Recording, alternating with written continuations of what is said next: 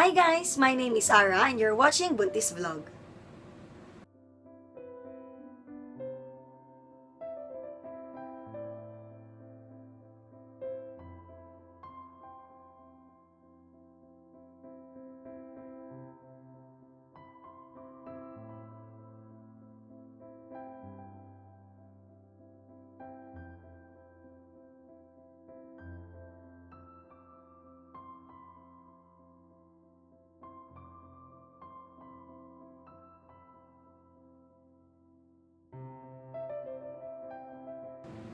So for the week 36 pregnancy update, I will share with you about my blood sugar level. If you could remember, during the week 35 pregnancy update, which I will be placing the link up here or at the description box below, I told you that I was tested with a high blood sugar level. So, my OB told me that I should be referred to an endocrinologist to treat it.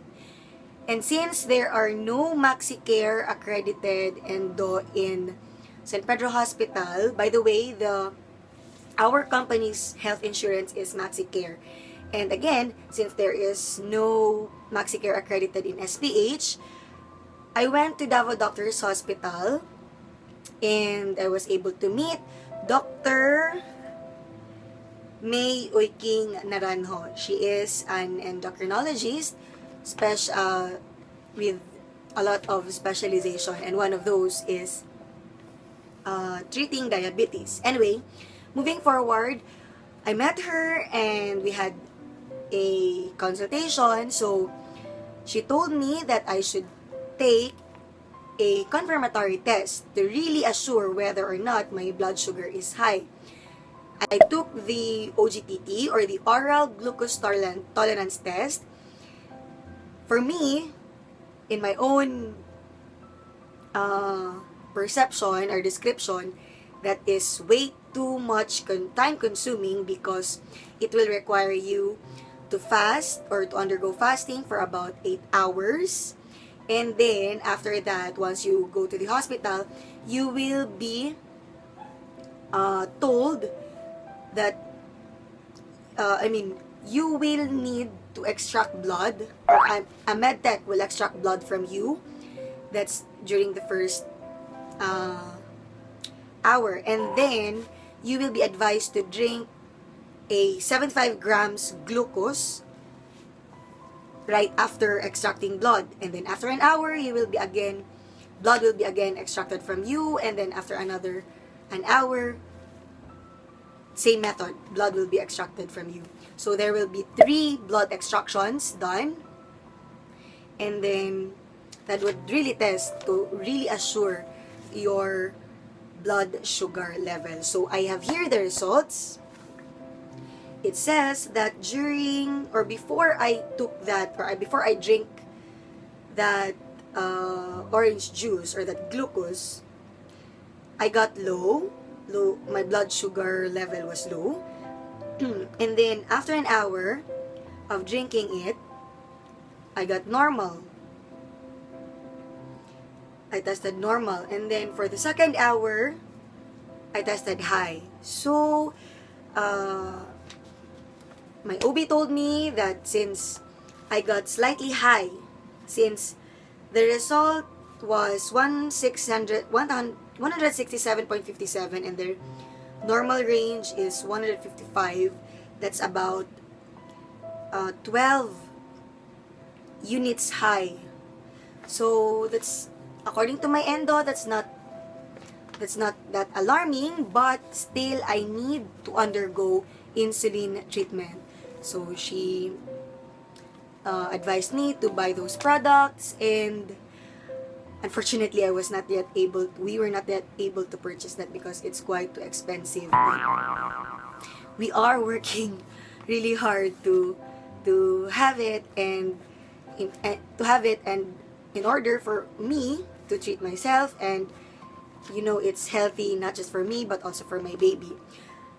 So if you guys want to know or want to have a clearer picture of what really happened during the OGTT, I will be showing you a clip right after this. So if you guys are sensitive enough, or if you guys don't like to see blood extraction, needles, etc., just skip the following video. But if you guys are really interested to know about it, if you're curious, here's the clip.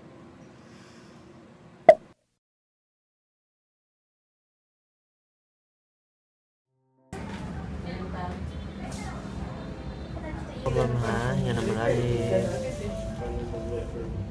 Buti nga sila ngayon. Sa pelos na sila nag-refer. Bakal niya. Open po kami. At least mabait pa tayo. Gusto dati silang matulong. Bakal niya, no? Buhin ka na lang. Puro kang dyan na. Yes, mo. Bawal yung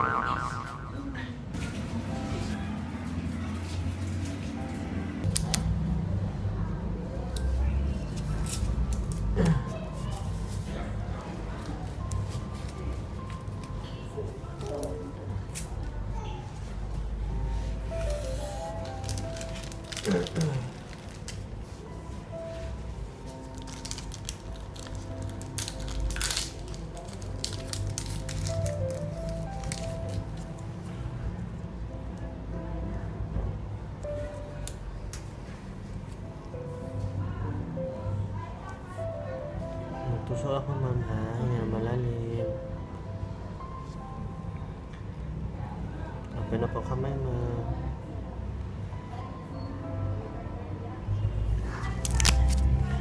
Galing ka na ma'am ha.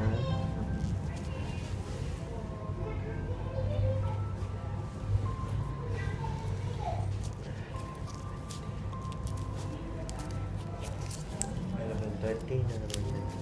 Yeah.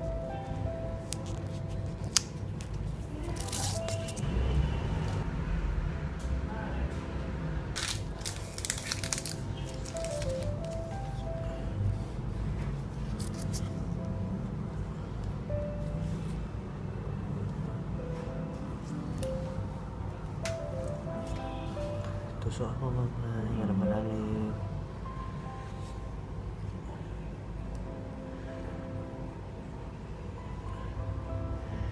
Open na po kamay ma'am. Galing ka naman ha.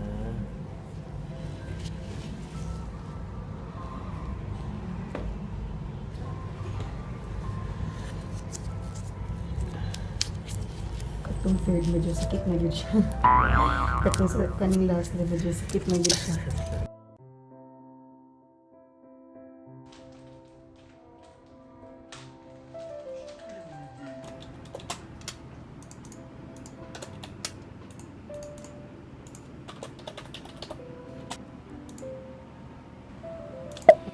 And since I am now alarmed about my blood sugar level results, I want to discipline myself more by this time. That's by having a less rice to no rice diet. And as a counterpart for rice, I am taking oats, or I am having oatmeal recipes, like, not recipes, but oatmeal dishes, like the oatmeal pancakes and the overnight oats. Oats are rich in carbohydrates, however, it's also rich in fiber, so it balances and helps you reduce your blood sugar level. And aside from that, I am also pushing myself hard to really consume more soup, especially seafoods, because it is said to be rich in my nag-text. It is said to be a perfect source for breast milk because more or less 4 weeks the baby's birthday is coming, so we really need to double time our effort for that.